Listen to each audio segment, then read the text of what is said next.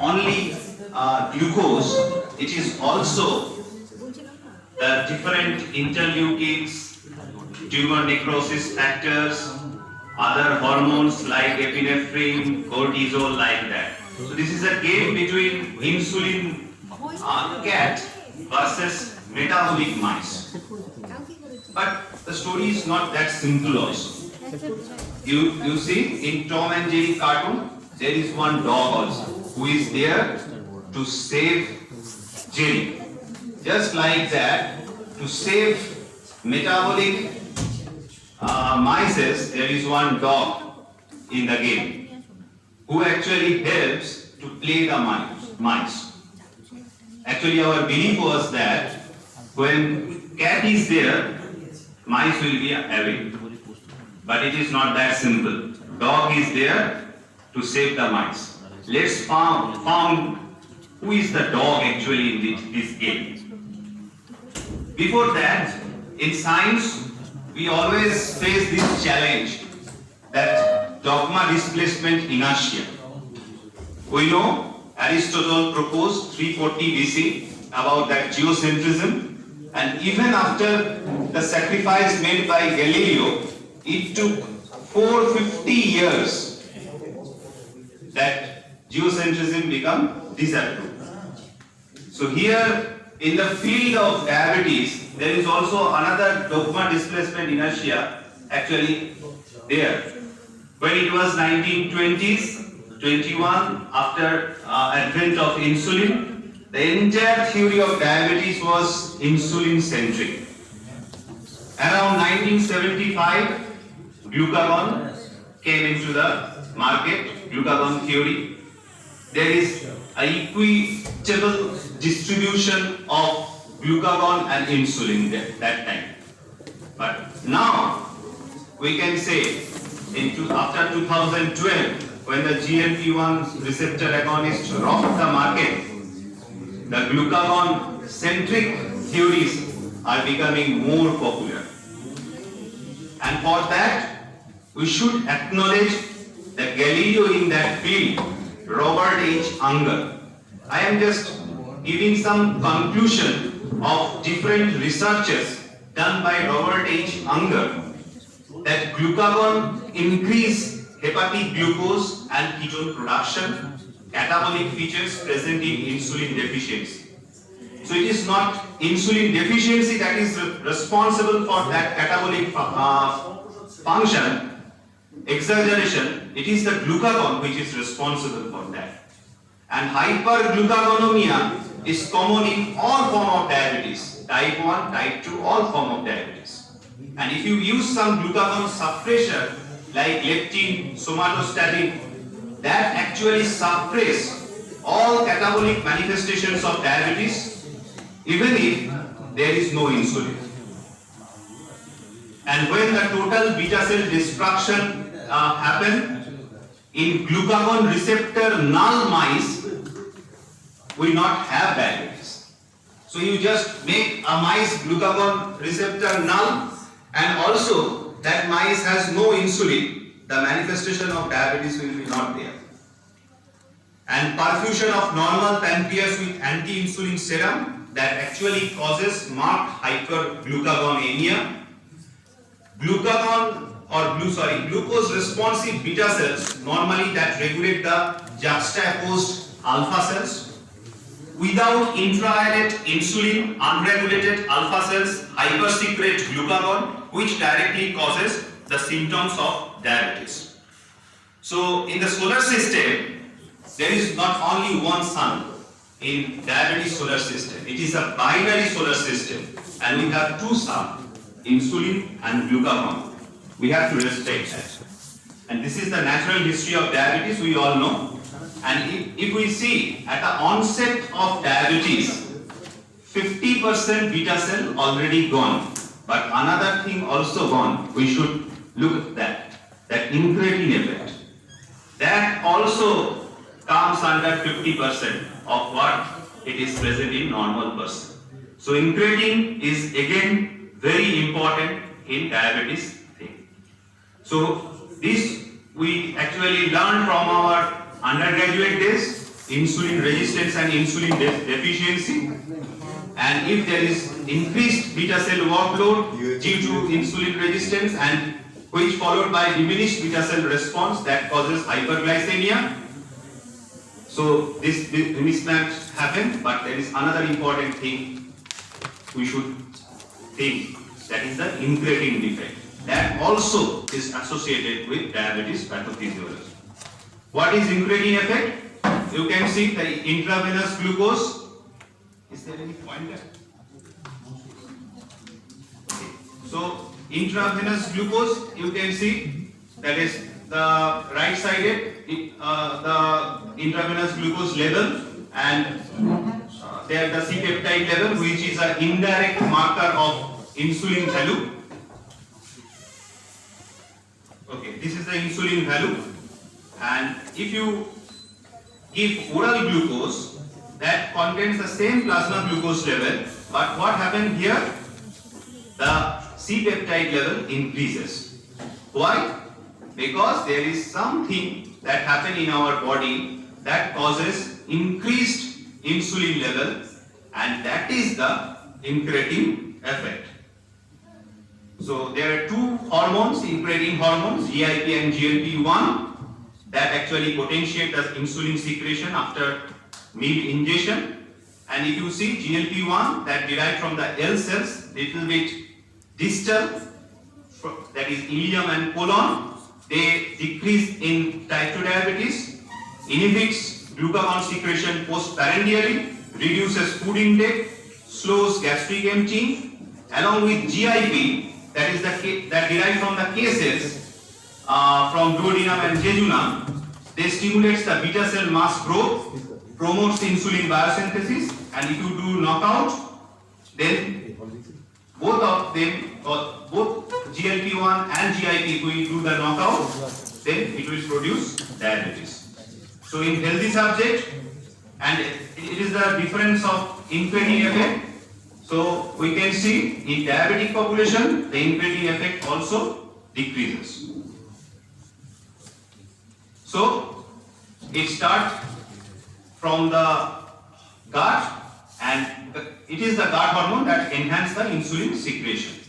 So GLP-1 secreted upon the ingestion of food. So it is extremely food dependent hormone. In case of hypoglycemia or when we are fasting, the GLP-1 will not play. So there is a less chance of hypoglycemia.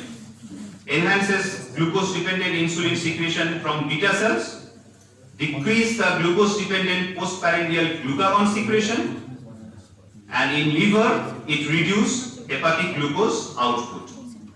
And stomach, it regulates gastric emptying, slows the gastric emptying. And brain promotes satiety and reduce appetite. So ultimately it will reduce body weight. So GLP-1 can act everywhere in the body. And today there is a session on neurodegenerative disease, and diabetes is a field where cognition is an important factor we lose. And for elderly population, that is again a dreadful condition. So there are drug repurposing with modulating this GLP-1 like exenatide can be used in case of neurodegenerative disease, memory loss, dementia, Alzheimer's disease, Parkinson's disease.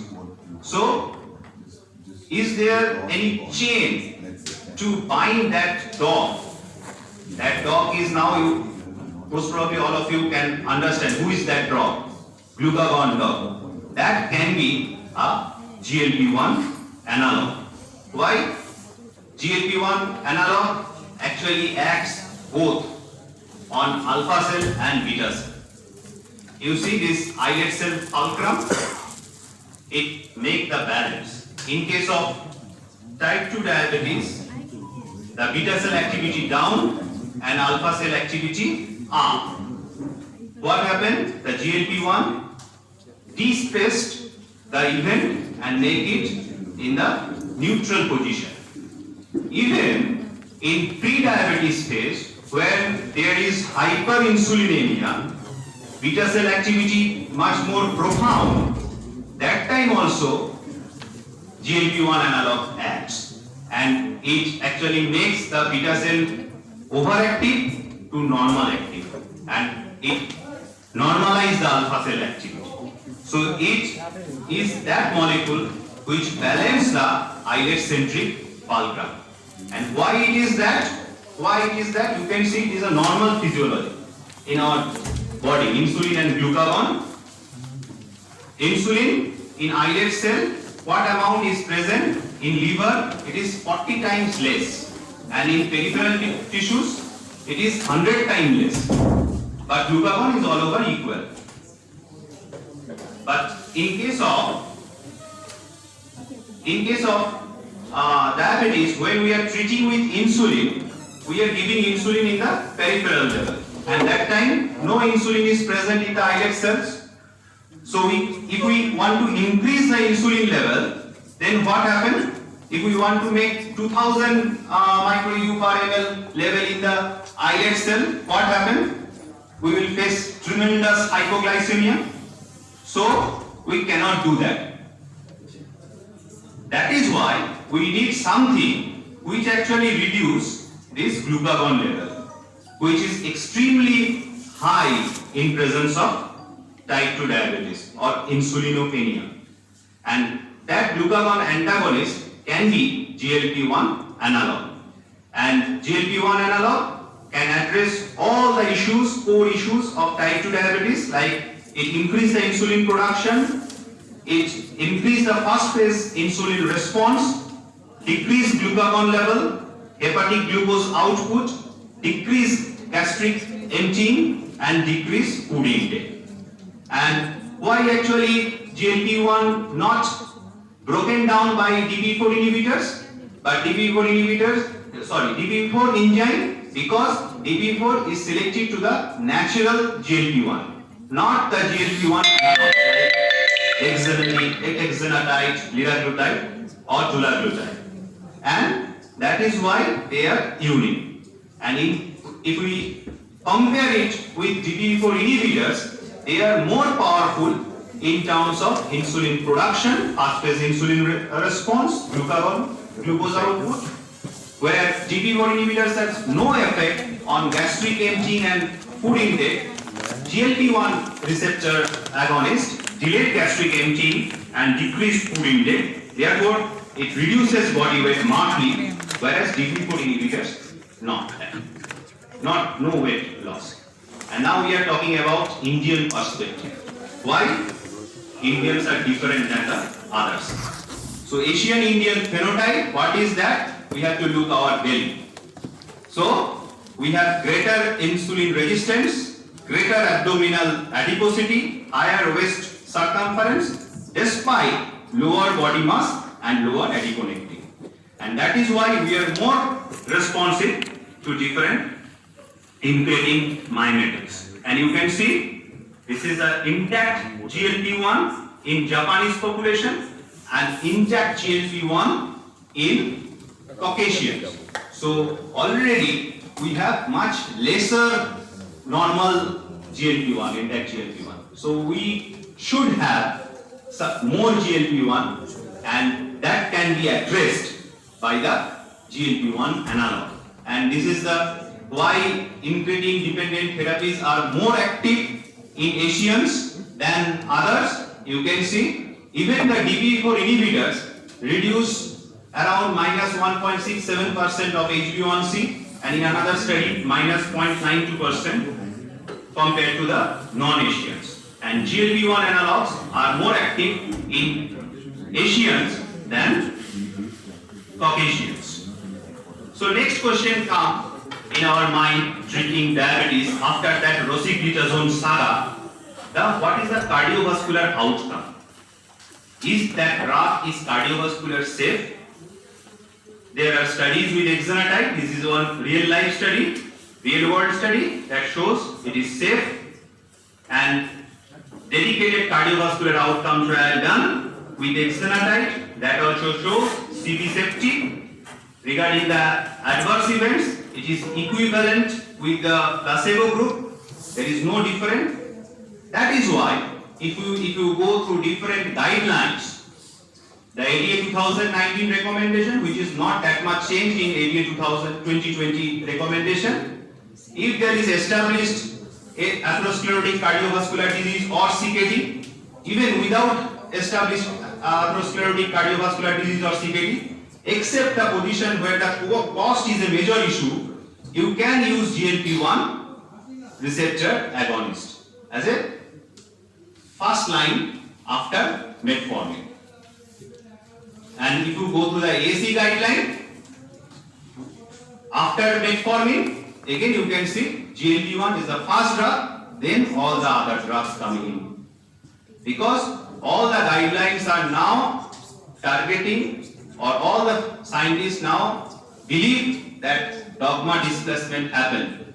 They feel the need to bind the dog, glucagon. And this is the newest guideline presented in the European Society of Cardiology conference. What after metformin and what before metformin. Even if you see there is atherosclerotic cardiovascular disease or high or very high severity patient, you may start with SGLT2 inhibitor or GLP-1 receptor agonist monotherapy. So before metformin, you should give this drug. And now, what is that very high risk and high risk population? If you go through this very high risk group, patient with diabetes and established cardiovascular disease or any other target organ damage, that can be in terms of proteinuria, renal impairment, left ventricular hypertrophy or retinopathy, or 3 or more major risk factors. I am finishing by 2 minutes. So 3 or more major risk factors. Then you can see age, hypertension, dyslipidemia, smoking, obesity. Most probably all of our patients who are suffering from type 2 diabetes has this type of risk factors. So ESC, ESD joint statement now advocating to start with GLP-1 receptor agonist or SGLT2 inhibitor from the beginning. But advantage of GLP-1 receptor agonist, it actually target the glucagon also. It reduce the glucagon. But if you see the SGLT2 inhibitor, it increase the glucagon level. Our Indian guideline, the RSSDI, they are also telling the same. So one area I showed you that the cost is a factor with GLP-1 therapy. And this is the different brands, different GLP-1 receptor agonist cost approximately in India. Now you can see the exenatide cost, that is much lesser. That is almost 1/4. And that is also 10 microgram twice daily. If you use 5 microgram twice daily, the cost will be around 1500 rupees per month. So it is much cheap. So cheap GLP-1 can revolutionize the diabetes management in Indian concept. But as a clinical student of clinical pharmacology or as a physician, we should also search for the safety factors, the concerns. If there is pancreatitis, history of pancreatitis, we should not give this drug. We should adequately counsel our patient regarding the GI adverse effects, and if the patient have any personal or family history of medullary thyroid cell carcinoma or MEN2, we should not start this drug. We start with that dogma displacement theory or geocentrism. Our India is well ahead. Our ancient scientists like Aryabhatta told many years back than Galileo or Copernicus that Earth is moving surrounding the sun. Same like as our ancient diet and ancient habits like intermittent fasting, vegan diet, vegetarian diet, early time restricted feeding, now promoting that they actually increase the GLP-1 level. So we are well ahead that. With that background, I thank you all for listening.